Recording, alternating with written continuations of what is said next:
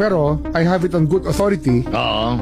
Kasi public interest Tama. program to, that the ICC has issued a warrant against Senator Bato de la Rosa. Breaking news!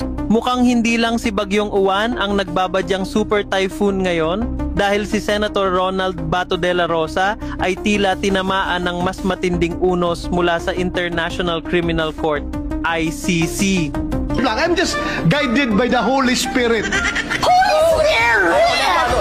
Go ahead, make my day, Mr. Trillanes! Lalakas ng loob nyo, tatapang nyo. Never ako magpapagamit kahit kanino man. Sabihin mo kasi Senator Trillanes, kung siya pwede madiktahan ng mga kung sino mang gusto mag-utos sa kanya, yung mga yelo o sino mga partido niya na magagamit sa kanya, kung nagpagamit siya, never ako, never. Sabihan mo, Senator Trillanes. Lalakas ng loob nyo, tatapang nyo. Kung ikaw isang senador na nagpapagamit sa iyong political party, sa iyong partido, para manira ng mga kalaban ninyo sa politika, Wag ako. I can never be used.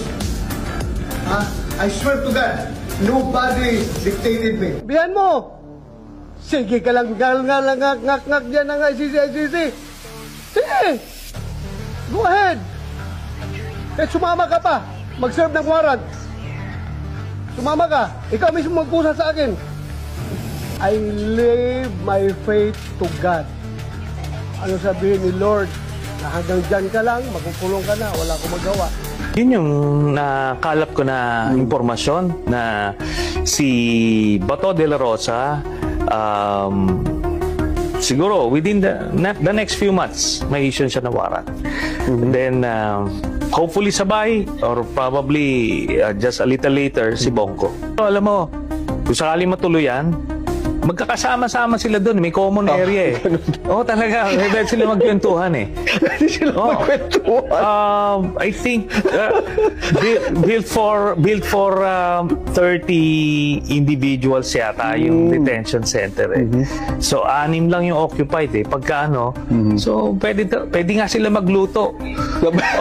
Palagi ko, paglulutuin nila si Bato yan eh. Kasi ano naman sa ano, medyo matabang yung ano eh. Blood yung pagkaon sa